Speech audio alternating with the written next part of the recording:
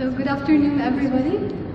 We're happy to introduce to you the topic of professional and academic gains. My friends Maha, Minna, Abdelhamid, Ahmed, and I would like to start with a quote by Benjamin Franklin. It says, "An investment in knowledge pays the best interest."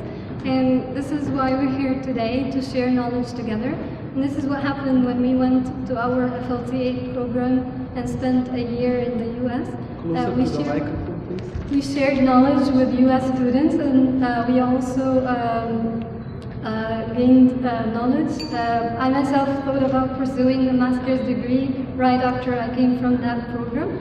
And the teaching methodology that we used there, we thought that the communicative approach is going to be the best that will suit our most common types of learners. You have the visual learner, the auditory, and the kinetic. And the visual, for example, in order to put your visual materials, you still have to communicate in order to reach your audience. The auditory, also using the just questions, any prompts that would help them also learn the Arabic language. And your kinetic students will also need some activities and communication so that you can introduce the activities that you want them to use so that they can acquire the language. We use different delivery techniques like role plays, field trips. The field trips was the most exciting you can imagine because students were getting together and sharing experiences. And the most positive feedback that we had from the US students was being able to write emails in the Arabic language, dealing with their clients, refugees, and people from Arabic backgrounds in their firms, and they said that that was a positive course, or that they gained from this course, and they provided positive feedback. So that was a professional and academic gain. However, we also have some challenges. You know, some sounds in Arabic are difficult for the English speakers. However, we did not stop at that point much because our main focus was fluency. We wanted our students to acquire the Arabic language, so we dealt with them using different activities, getting them listen to songs, and the daily practice really helped with that. I leave you with my friends to continue about some learned lessons. Thank you. Hello everyone. Can you introduce yourself? Sure. My name is Abdelhamid, and I was an FLTA in Binghamton University, SUNY Binghamton, SUNY State University of New York. So what I'll be talking about is the changing attitudes towards language and how people perceive teaching the language and acquiring new languages. I started teaching a couple of years before I joined the Fulbright program, and I thought that I was familiar with how people acquire the language on different ages, since I was teaching English as a second language in Egypt. When I started the Fulbright program, I had a new perception on language and identity. Most of my chosen courses were related to how people perceive language education and its relation to their identity and how it develops. So from what I saw and what I have read and researched, I can say that the genre that says people who learn a new language, they acquire a new identity, is not really correct. Rather, it's more that it's not more than just an identity negotiation. In other words, for example, a very close example to what we have in Egypt is that younger generations now are using English much more than they use Arabic. They use English words or expressions when they are speaking their everyday language. How this should be seen is no more than just an identity negotiation. It's how they express themselves through Arabic, English, and other let's say, social media language, like emojis and so on.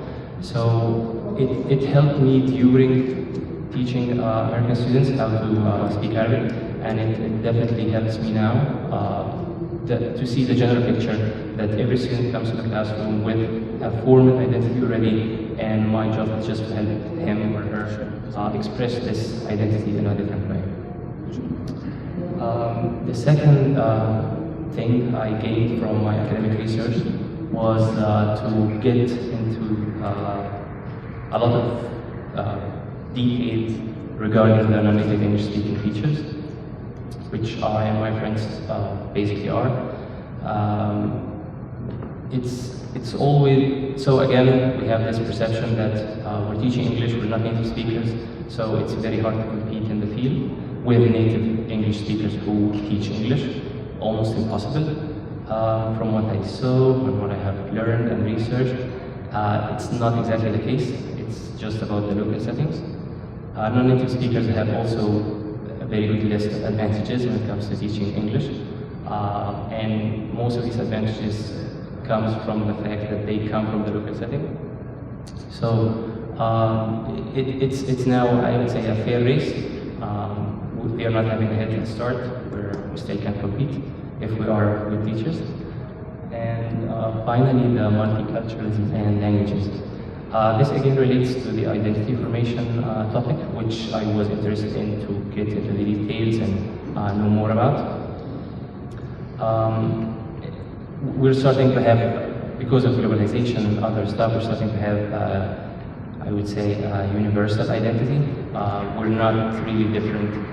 I have seen many similar people, faces and souls in the States, and they were not also just Americans, they were from all over the world. So it comes back to how we form our identity and how language could help bridge those differences that we thought we had. And that's it. I'll leave you to Maha to continue.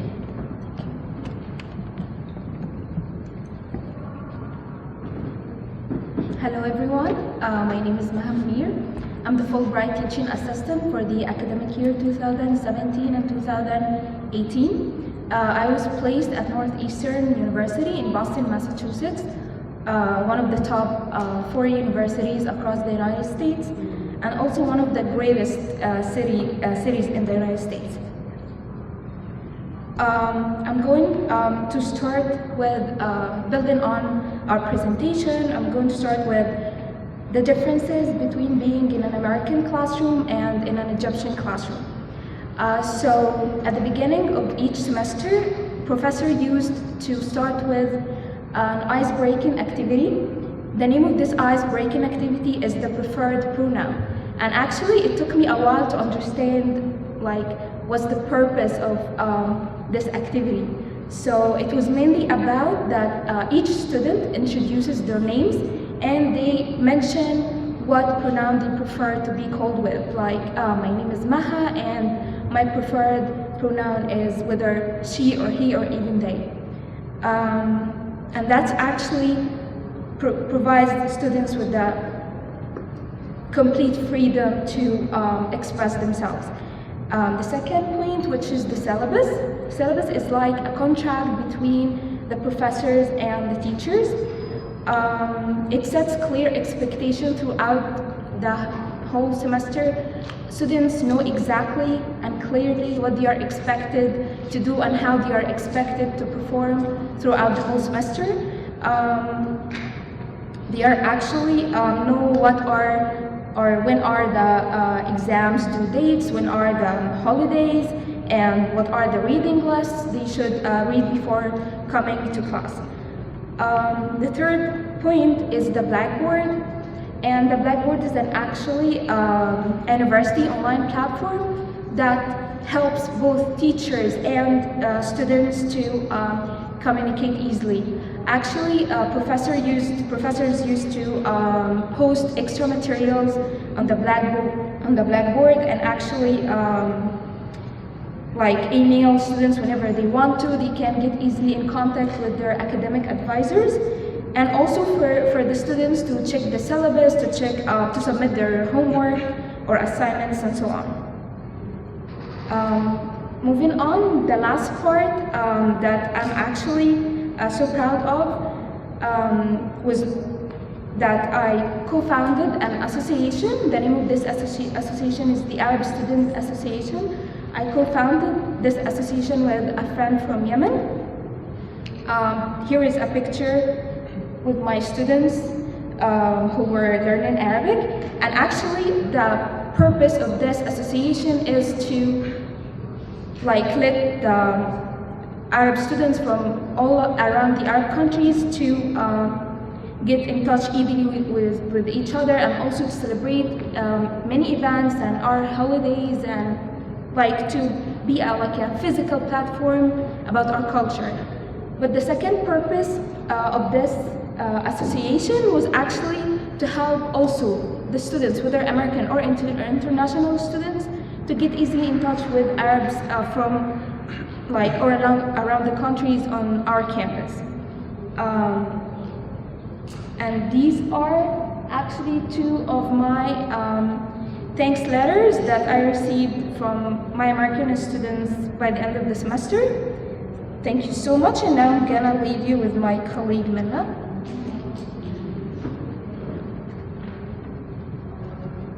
Hello everyone, my name is Elbashar. I was a Fulbright last year, and my host institution was Pennsylvania State University. The first group, Maha and Basma, talked about the culture shock and the cultural aspect, and now I'm going to talk about the academic shock. So I did some postgraduate studies here in Egypt. I graduated from the Faculty of Education, Tanta University, and then I did a professional diploma, and then I moved on to having a special diploma, which I didn't finish because of how rigid the system here in Egypt. And let me move on and talk about that. Okay, so when I went to Penn State, I could choose whatever I want.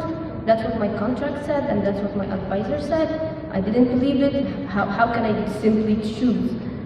Just choose whatever I want, so I'm completely free? I was very suspicious about that. Because in my diplomas and my postgraduate studies, I had a fixed, I had to take this and that, and I could not say anything about it. And even I learned that in my master program, I would be forced to take a few classes.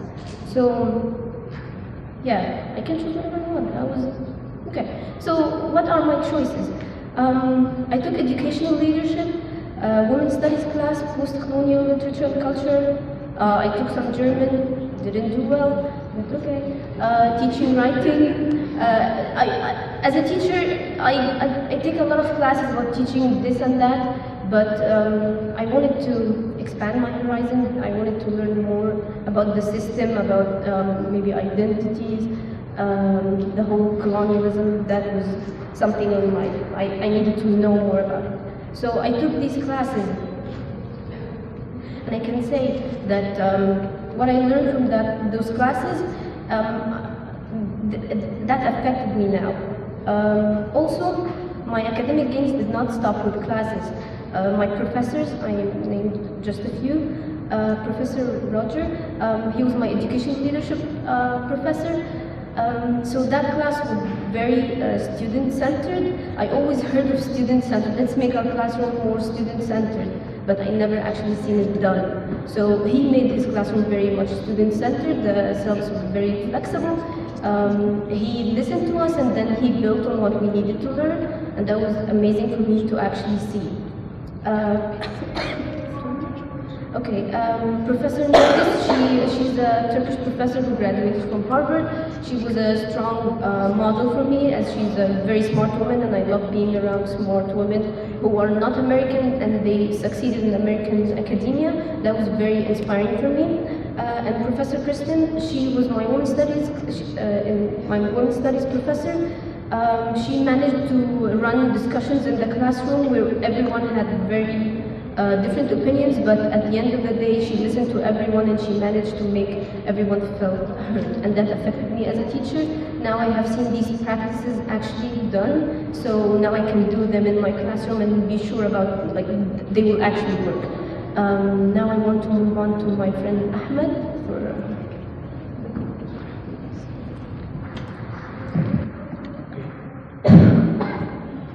So, as all my colleagues were discussing their professional academic gains, I'll discuss with you my new academic gains.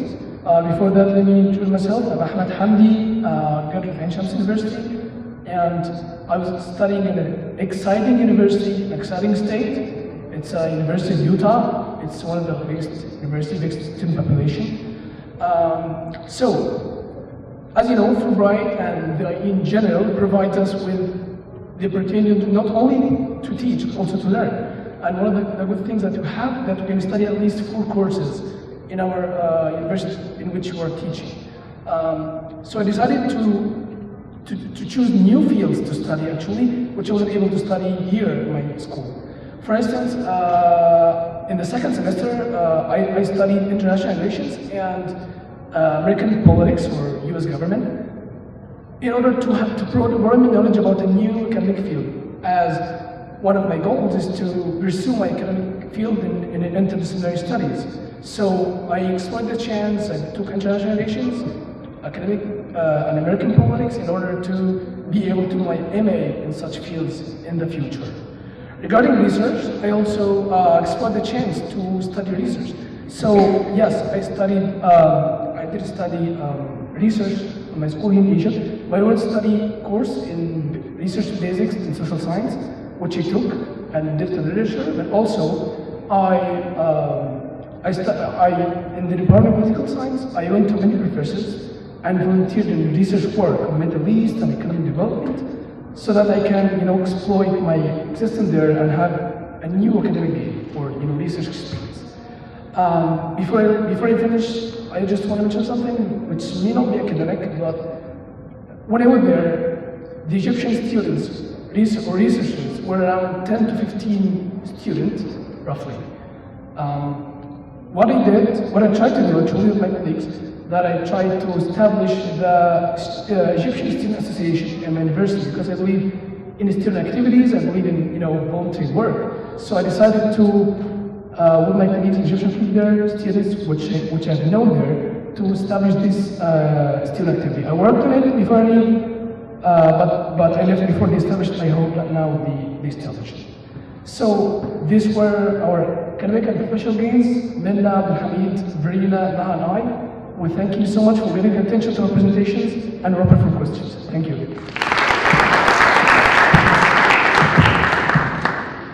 Thank you very much for the interesting presentation. Do we have any questions or comments? Actually, I have. Okay. I heard, when I read the phrase academic shock. Was that because of the content of the way it was presented, or because of a paradigm? I need to understand that. Yes, of course. So for many reasons, I took many classes which I was not familiar with. Like I was in the Department of Comparative Literature, and I graduated from education. I had little knowledge of literature, rather comparative literature. So that was what I studied was new in the way of content, and when I took classes in TESOL, like teaching English, the way that the professor ran the class, that was very new to me. So the content, for most part, it was new. I made that very conscious decision to take new classes in areas which I was not familiar with. So everything was new. When it came to something I was familiar with, I was familiar with like most of the content, but the way it was presented, that was very new to me. Was it new or shocking? I mean, I can say for some part it was new, and for other part it was a bit of a shock. Yeah. I meant like so I didn't get to finish my diploma because I had to go to Morocco, and I couldn't take a few exams which made me eligible to finish that diploma. So in the US, I could just ask the professor to postpone an exam. That was shocking to me. Having a syllabus and having to follow it, that was shocking to me. Not in the content of what I was learning, but the whole system, that was the shock. Thank you. Okay, I actually have a question for Abdelhamid, because you said that you have a privilege over, because you are a non-native speaker of English, because of the local settings. Yes. What exactly do you mean by the local settings? I wouldn't call it privilege, but I would say it gives me some advantages, as well as the native speaker who has the advantage of being born in the country of the language. So, for example, I'll give an example. A teacher who's teaching English in Turkey, and he's a Turkish native speaker, would be familiar with the process, how Turkish speakers in which the Turkish speakers go through to acquire the English language. So he will be more familiar with how this goes and develops, and how he or she can help the students. What is a language problem or an item that needs to be re-explained, and what is just a drawback from the native language and how they acquire the language. So it would give us maybe not an advantage, but at least It's a plus. It's a plus, yes, sure. Okay, thank you very much. Thank you. Okay, we have two more presentations. And, Thank you very much. for these